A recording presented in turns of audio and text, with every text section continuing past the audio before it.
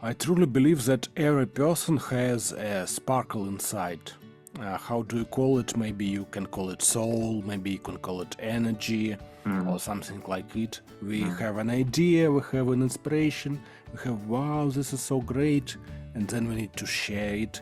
We need to do something, to do speech, to do video, or maybe teach it to someone, or at least write in our diary. But we are very good about not noticing. We usually say to ourselves, I don't have time for it. It's very fun to be creative. Actually, it's very fulfilling to be creative, to publish videos, to share with the world, to be tutor, to be mentor, to leave your experience to someone else. It's very fulfilling. Everything you want to make out of your mind, you will lose your heart, you will lose the inspiration, as you're saying, the energy. And this is what matters in the end. If wherever you reach, wherever you achieve, if you don't have this, like you don't enjoy it, you don't have this inspiration, then there will be something missing, of course. Yeah. Ivan, it's great to have you here in our podcast. And I would like to let you have the space to introduce yourself the way you like. Tell us about yourself a bit. Yeah, hello everyone. My name is Ivan, and I am a speaker, a Toastmaster member, Vice President PR, and a TEDx speaker. And my way to speaking was very interesting. I was introvert, I was programmer, I was working a lot in IT field, just making code, typing in computer, and speaking to no one during the whole day. But then everything changed when I met my love, when I met psychology, and a lot of mentors who helped me. So it was very interesting way, and it is reflected in my book that is published on Amazon. Yay! So here today we can speak about public speaking, about artificial intelligence, of course, my background, and I want to give a lot of life hacks, a lot of good things to our audience. Great, Ivan. Since you mentioned TEDx, and you mentioned also how in your TEDx speech you talked also about how you transformed from being a computer geek, as you said, to becoming a video producer and storyteller. What sparked that transition? And you can tell us a bit about how that shaped your journey, how that changed you. It all started when a TikTok came into my life. You know, I'm an old user of internet. I remember how Facebook appeared, how YouTube appeared, Instagram, but I never used social networks in, just only messaging. But I got to install TikTok in the beginning of 2021 maybe, and I just posted a video about cars. I was just filming it with my phone, nothing very hard, and I posted it, and it got 100,000 views. And this was, wow, how many views? How it is possible? I have no subscribers. How this thing is working? And I started Googling. I researched algorithms. I researched a lot of English articles about TikTok, about China, about because it is from China, how they're doing it. And I started learning, video blogging, storytelling, art of scenarios, art of filming, and mostly it was art of creativity, because I didn't invest much in editing. I didn't invest very much in, expensive equipment. I just filmed and published, and I did what I like, and that's helped me very, very much. Mm. I think there are some synchronicities, as they say, because this is one of the reasons why we met, because this is what I've been focusing on lately. Just make action. Wherever I feel there's something I like to do, I just do it. And one of these things is having this YouTube channel and making podcasts with like-minded people like you. So you talked also about overcoming stage fright as an introvert, Yep. and you even went to talk on TEDx. What role Toastmasters play in helping you gaining this confidence? Hmm. I think it was not only Toastmasters, it was a work with myself and with psychology. Mm, Of course, Toastmasters is very good for meetings, for learning, for doing speeches. But to do so, even in Toastmasters, I see a lot of people who are just attending meetings and who don't want to be on stage. They mm, still are afraid even when they see good example. So as for me, it was a lot of psychology, a lot of working with self-esteem, mm, a lot of working with self-confidence and with inner critic. And I think it was maybe 2 years. Yeah, I started it like in 2018, and 2 years of this psychology helped me with TEDx. And one other thing besides psychology was mentor, because I found a guy, his name is Ainur, and he was preparing speakers to be a TEDx speaker. mm, He was given a lot of knowledge how to do it, how to find organizers, how to prepare your speech, how to make it interesting for wide audience. And the best speeches, as we know, are about our experience, about our journey. So I had very good topic for a speech about my path, about my way. mm. You talked about psychology. I'm curious to know, is there like different sources or different ways of learning you pursue by going more deep into psychology, or was it one thing that really changed you? Oh, of course, not one thing. Once I tried to count, it was after TEDx, and I count that I had 19 mentors. Some of them Mm, were from YouTube, of course, some of them were from books. Like I very much like Stephen Covey and his seven, how it is called, Seven Habits of Highly seven Effective People. habits, yeah. And habit of proactive is very helpful for me. Mm, And yeah, so it was different sources, different books, different mentors, of course, practice. So before TEDx, I did some practice of my speech in front of audience. I found some free events where I can be speaker. And you mentioned my wife. Of course, this was very big support, very positive atmosphere at my home, big love, big support. It also helped me a lot. you've chosen creativity for introverts. Yep. What made you choose this topic out of all other topics, and how did you find the interaction with people after your speech? I think, of course, a world has a lot of topics, but the best speeches are not, crafted, they are Mm, experienced. mm, So the best speeches, they come from your experience, from your own events in life, from your own journey, from your own different events that happened with you. And it always, I had a lot in life. Of course, I could talk about my education in technical university, for example, or I could talk about relationship, which gave me a lot. And I had first marriage, not very successful. I am now in second marriage. And so I had to choose something from my experience, and I had to choose something that will be very helpful for a lot of people. So I thought, okay, I think a lot of people, they are introverts, and I also am, and I would to talk about what helped me, psychology, TikTok, and relationship. Everything helped me to develop this creativity. and how did you find the interaction with people after? Uh, Actually, it was a recording in studio in Moscow. But of course, after recording, I had talks with the people who were there, and they had very positive reviews, actually, yeah. I think I share the story a lot with people. I share the story with friends, with people I met at the conferences, and it always finds some reflection in audience because it's I think I made my life like a classical hero journey, you know, this Mm.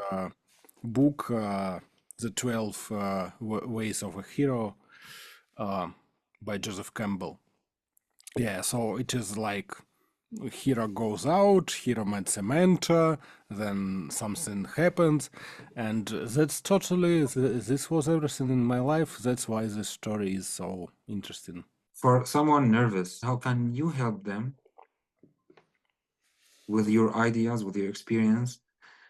How can they be braver, more confident to share their dreams with the world, either through social media or any other platform? So I was reflecting on this question, yeah, and usually when people start searching, they search for preparation. You know, they Mm, search for content plan. I need to create headlines, I need to create story plot, I need to create all text that I need to pronounce. And this is of course one way of preparing, but another way that I discovered with TikTok is just doing when you have inspiration.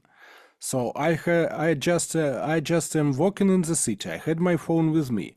I just film something about cars, maybe about something else, about weather or about my life, and just push it to the web. I mm, don't edit it much. I just film and publish. And the main thing about it is to do when you have inspiration. Many people has great ideas. Ideas come mm, to us, they come to our mind, and they want to be, you know, ideas want to be formed, ideas want to be live, ideas want to be live in the world, they want spreading, like, you know, like live creatures. Ideas also want life and spreading. So when you mm, have an idea, now we have this wonderful tool that can give us billion of views, you know, a million of views and even more. mm, So just put it and press recording and then publish. Not mm, hesitate, not, not think about headline, about hashtags, just think about your inspiration and try to pass it to talk with the camera, to make your energy come to another people, and you will have a success. mm. Since when are you a member of Toastmasters? Oh, I think it is a few years. Yeah. I am member. I'm going here in several clubs, one Russian speaking and English speaking, and I think this year I was not a part of a contest for Mm, 100 years, but I want to be next year. But you know, I think I had some dream or a vision. I want to be good English speaker. I want to speak more. I want to interact with people all over the world, and I have dream of becoming TED speaker. You know, the main TED event, or maybe I want to be a part of World Championship of Public Speaking. mm. Maybe okay, it will be after 5 years, but Toastmasters give me a first step to it. Yeah. And this is the your main motive why you stay in Toastmasters, right? Or you have also other benefits that you find there. Of course, I think the best benefit is, crystallized structure of meeting. Mm, You know what to expect. You know perfectly the timings. You know the roles that you need to take. You can be a chronometrist, or you can be, table topics host, or you can be improvising on table topics, or you can mm, do a speech. So you had a lot of choices, but the structure, the whole structure is the same, and it's very good because people want people want stability. mm, So Toastmasters give me a structure. Toastmasters give me regular meetings. of course, contests, of course, speaking, and a lot of good people around. Great, Ivan. I'd like also, I'm curious to know how this journey in public speaking in general, talking about TEDx, Toastmasters, and all your other projects, how did this help you in your professional life? Mm. Interesting question. In my professional life, I started, you know, of course, I'm speaking about artificial intelligence. I'm Mm, speaking not only about, motivation and public speaking. So I had a great IT background. I'm programming since 2004, and mm, I studied in technical university in computer science. And when this thing with ChatGPT came and artificial intelligence became very popular, I started speaking about it. I was mm, attending big tech conferences. I was traveling around country. I was doing, lecturing inside companies for workers how to use AI, and so it helped me a lot. Yeah, and of course, it's aside of lecturing. I think it is a good for negotiations, for entrepreneurship, for leadership. You feel more confident. mm, You always have something to tell, and it's good for for any career. mm. Congratulations again on publishing your new book. And on this occasion, would you like to tell us a bit about it? Like, what is the content? What was the idea behind it? And what we expect when we buy it? Yeah, of course. So this book is about my journey, and it is called, let me search, From Introvert to TEDx, a programmer's journey to public speaking. Yeah, and it is published on Amazon.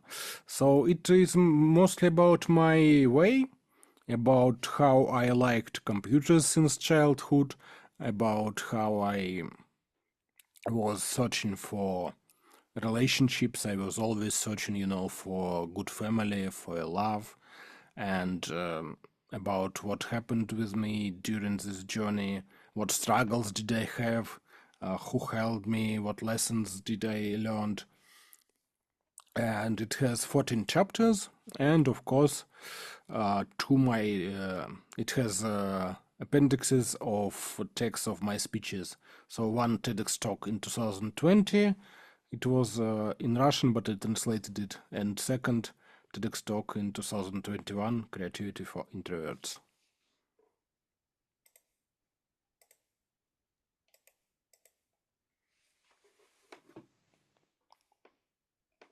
And is there a uh, target audience for this book, or it's more like anyone could benefit from it? I think there are two target audiences, of course, introverts and programmers, Mm, because most people when they walk,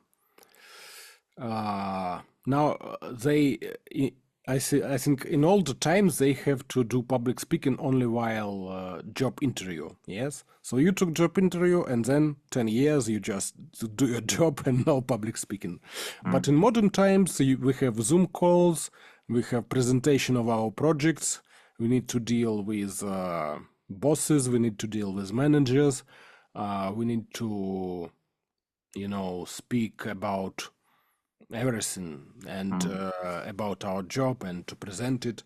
And so most programmers, they can't explain this tech stuff very mm, interesting to colleagues. And the second audience is of course about public speaking, and anyone who wish to be speaker, who wish to maybe do a video blog or doing speeches offline. I think it will be very useful book for them. Do you remember your first speech you hold? Probably it was like a public speech. Probably it was at Toastmasters, right? Do you remember how it was? How did you feel back then? Actually, it is very romantic story. It is very romantic story. So I had a first marriage when I was young, after my 20s, and it was not very successful. But for whole my life, I was searching for for a girl. I was searching for a wife, for strong relationships, for love. And I met my wife Natalie in 2019. It was even before TEDx. Mm. And I love her very much, and I wanted my proposal to be something special. So I had a contact with a music group in Moscow.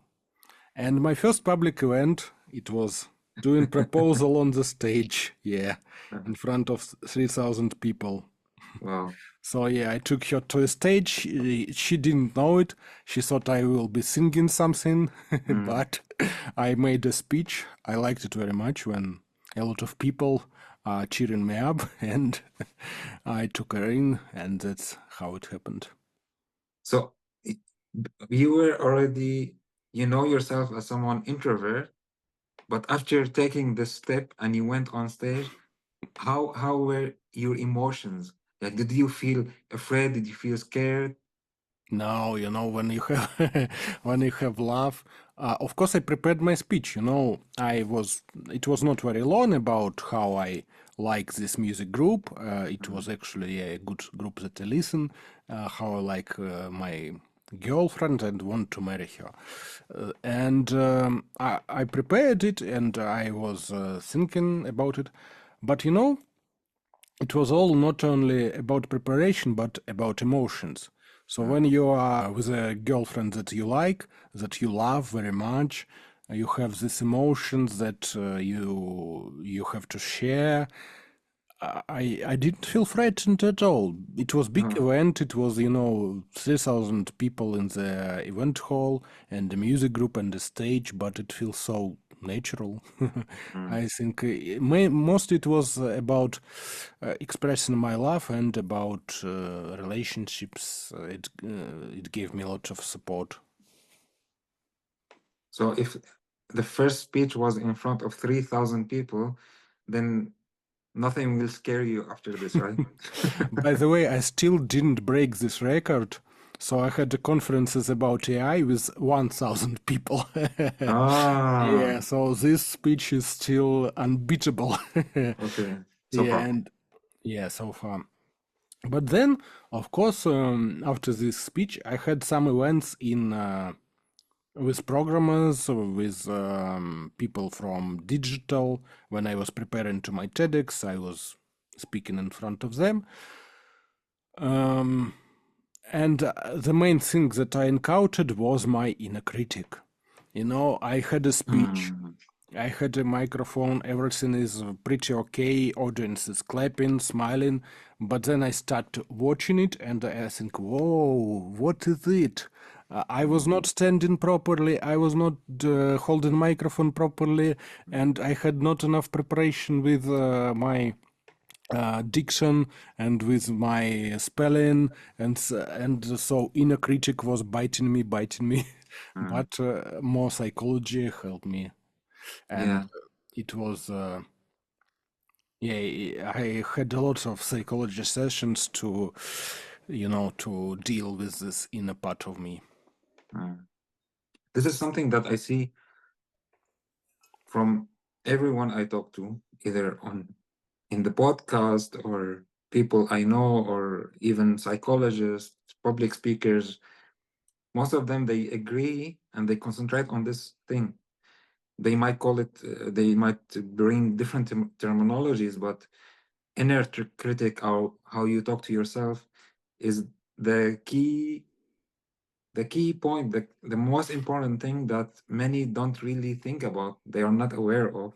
But this is what hinders us from becoming who we want to be. And So, it is not always, switching on after events. The mm. more hard part is before, before publishing. So you think about, okay, I should make a video about anything, about a book I read, about an event where I was, about a speaker I like. For example, in English, I like to watch Gary Vee and Mm. Casey Neistat and Friedman, who is doing a lot of podcasts, and so You have an idea, you want to do something, you want to express it, you have emotions, you have inner sparkle to do it, but then inner critic came to you, and this inner think is saying, okay, you need to think about headline, you need to think about hashtags, you need to prepare text, and everything, and your energy is going down. So that's why I was talking about creativity and about inspiration. So just switch your camera, do a video, publish it, and never mind about the outcome. It may be not a lot of views, okay, it will have 100 views, but the fact of publishing it give you more and more strength. Do you like me to ask you questions that I haven't asked you yet? With AI, I thought AI would do a little revolution in content creation, but it did not. And it was mostly about psychology, about inner critic. So remember, like 5 years ago, we were thinking about, okay, I need to create a perfect text and a perfect headline. Now we can ask ChatGPT to do it, and we can give it more information. We can give it our biography. We can give it our experience and everything. It will give us a perfect text, a perfect headline. But even with that, we are not publishing content because it's psychology. It's not, tools. It's not knowledge. It's mostly about psychology. That being public, speaking, taking microphone, being leader, being on stage, requires a lot of inner strength, and it is about working with yourself in different ways. It may be working with body, yoga, tapping, dancing, and talking with psychologists, and a lot of tools, but you need to work with yourself. Content creation, I saw, for example, lots of videos that are made up, and some people could not even differentiate between what's real and what's AI made, even speakers, like well-known speakers and celebrities.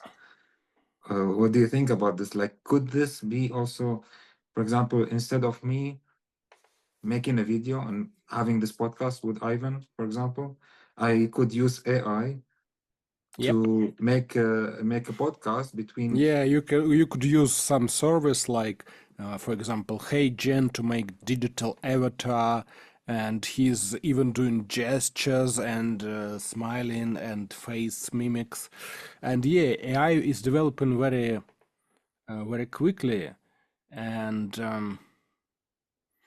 I think there are there are a lot of, I think, a lot of things that you need to be aware of. Of course, we could have deep fakes. Of course, we can have AI speakers, but AI would never, have emotions.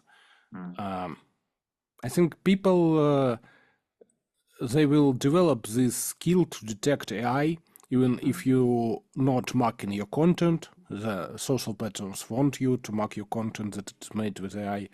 So people will detect this skill to notice emotions, little mimics on the face, intonations of our voice. It everything it cannot be reproduced, I think, even with greatest technology. And offline, of course, will be the new sexy, totally. So offline events and offline meetings, retreats, maybe hugging parties, maybe reading books together. We are doing it here with my wife, and it will be a new trend. When I look at the big countries, in New York, for example, I have one friend who is an entrepreneur, and he has about 3,000 apartments for rent in New York, and he's telling all these apartments are filled with lonely people. So they're about 35 or 40, they have a lot of money, they're living in New York, but they're very lonely. They just scroll. They never publish anything, they just watch this recommendation feed. And they will have, they need to meet people, they need some human warmth, some soul sparkle, some hormones, how do you name it? So when we meet another people, when we have live contact, it's not reproducible with AI. And this is one of the advantages of Toastmasters, because every meeting you go there, even if you want to make it like on Zoom online, you still have this interaction, you still know people more, Yep. and especially when you are in person, you have a speech, of course, you have people who evaluate your speech and everything, but it's not only about the meeting itself, it's about the interactions before and after. Yeah, I think the best in every conference and in Toastmasters we also have it after party. So usually you have, of course, main part, but after party with speakers, when you just sit and it is a very ancient ritual. It is very ancient tradition of eating together, and you should do it. You should attend after parties and eat together and just talk about everything. That's what makes connections very, very great. But I feel you have still more things to talk about AI Yeah, I in had relation to public speaking. very great inspiration, about writing music. So in my life, I was always listening a lot of music, a lot of groups, Nightwish, hard rock, and even System of a Down, like very hard rock songs. And always this music gave me inspiration. I like to find some lyrics that is motivational, that is some interesting, deeply.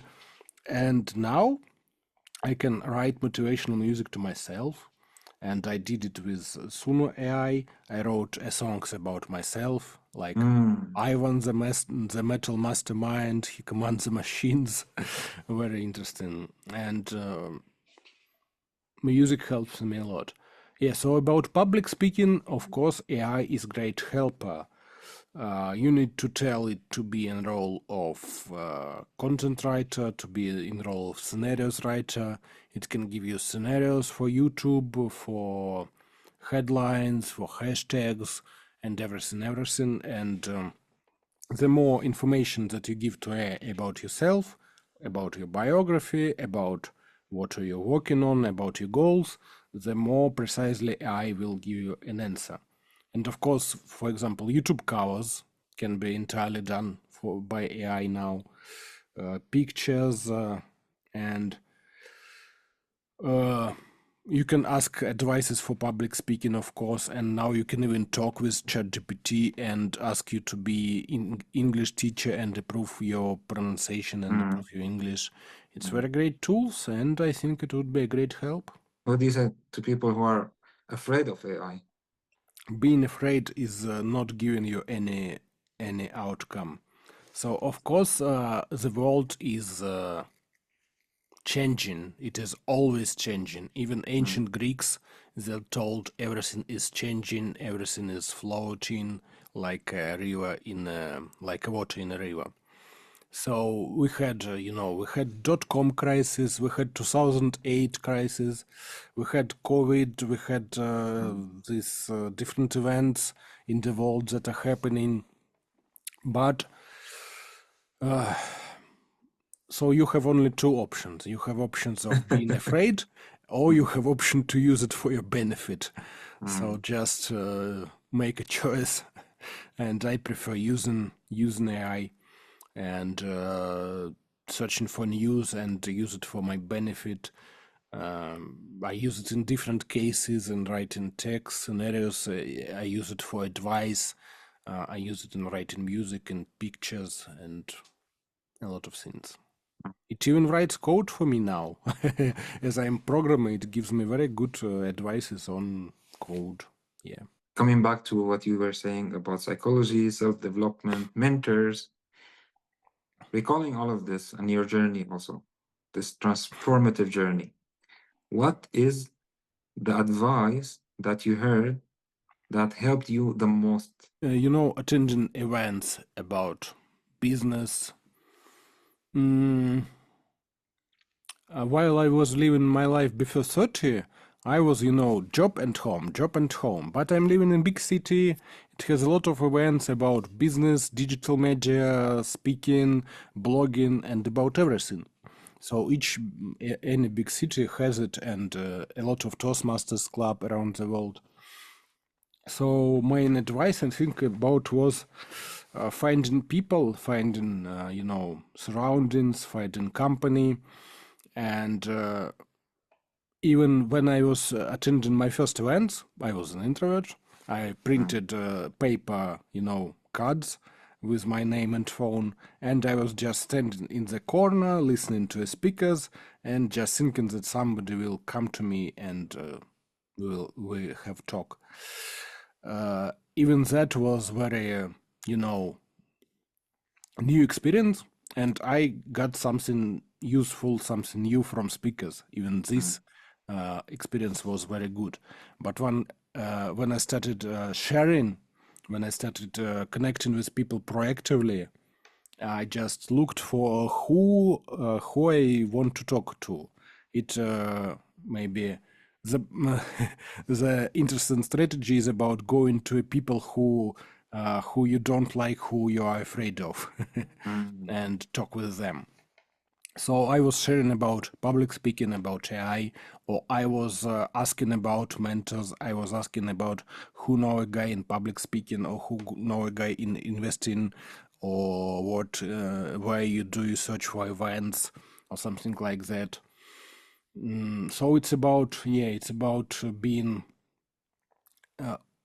in two roles, in role of searching for mentors and about role of being a mentor yourself. You had a lot of experience to share, and combining those two, usually it was offline events, by the way, but even online it can be done through Toastmasters, Odyssey, through Lunch Club, service for meeting people, even LinkedIn. So you need to meet people, and either you want to share something or you have some requests, you searching for mentors for another people. So always be involved and attend events in whatever area you are concentrating on. Yeah. Okay, right. So what is the worst or most overestimated advice you've heard or received? I think it was about preparation. Okay. So it is like two types of people, doers and thinkers. So for a long time, I was a thinker. I was thinking, of course, maybe reading books, maybe I was thinking about, I don't know much about, for example, investing. I need to read more books. I don't know much about sales. I need to read more books. Of course, it's, it's good for expanding your mindset, but everything really transformative, it came from another people. It came from, meetings. It came from some advices. For example, I read some books about business, and I set a goal to meet the authors and express my gratitude and maybe get an sign on my book. And I did it. It was very great.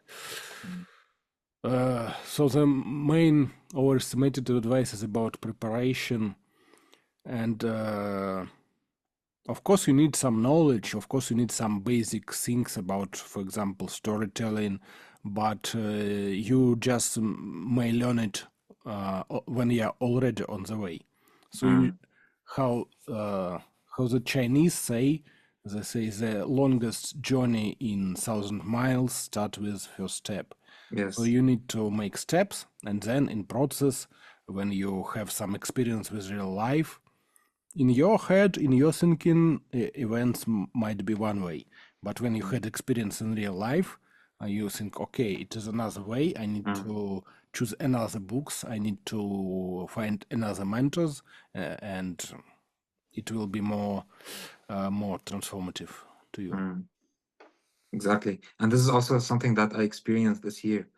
In our club, in Toastmasters, I was the one who hold or gave the most speeches.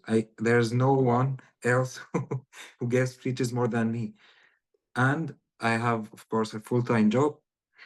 In Toastmasters already. I'm also reading after work a lot about sustainability, the area that I'm involved in. And I have different projects, of course, about my family. And so if I was really focusing on being perfect, as you are saying, and really preparing so much, I would not be able to do this. On average, for each speech, because the speeches are already 5 to 7 minutes. So on average, I prepare 1 hour. And this is for many, it's very low. Like you have to prepare much more. For me, no. And this is the way I felt that I know more about myself now, and especially speaking in public, looking at the audience, getting more feedback from them, because after each Yeah. speech, it doesn't matter how long you prepare, they will give you feedback. So I think this is very useful advice indeed. Yeah. It's always about interaction with real world, and I had a very lot interactions with computer. I liked gaming. I like technology.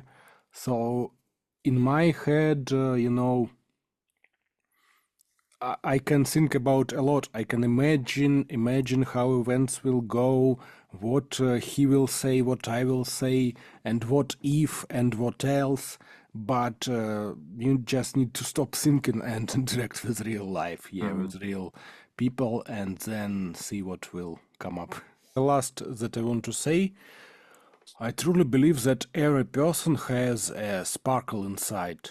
How do you call it? Maybe you can call it soul, maybe you can call it energy or mm, something like it, but inspiration. So usually we are very good at, at not noticing it. We mm, have an idea, we have an inspiration, we have, wow, this is so great, and then we need to share it. We need to do something, to do speech, to do video, or maybe teach it to someone, or at least write in our diary. mm, But we are very good about not noticing. We usually say to ourselves, I don't have time for it. mm, And the ideas, they always come to you, and you should be interacting. It's very fun to be creative. Actually, it's very mm, fulfilling to be creative, to publish videos, to share with the world, to be tutor, to be mentor, mm, to leave your experience to someone else. It's very mm, fulfilling. mm. Just be in your flow. Like yeah, exactly. The energy is a word that many people um, don't use. They like, especially if you're only very illogical and everything you want to make out of your mind, you will lose your heart. You will lose the inspiration, as you're Yeah. saying, the energy. And this is what matters in the end. If wherever you reach, wherever you achieve, if you don't have this, like you don't enjoy it, you don't have this inspiration, then there will be something missing, of course. Yeah. Yeah, it's always about your heart. We are very good in our civilization about using our mind, but we forget about our heart often. Yeah. Mm. Thank you very much, Ivan. I mean, it's yeah, I'm very grateful to have you on our podcast, and you are someone who is, of course, inspiring, and I'm grateful also for our mentorship journey that we had so far, and looking forward to stay in contact with you. Will you do TEDx next year? Yeah. Yeah.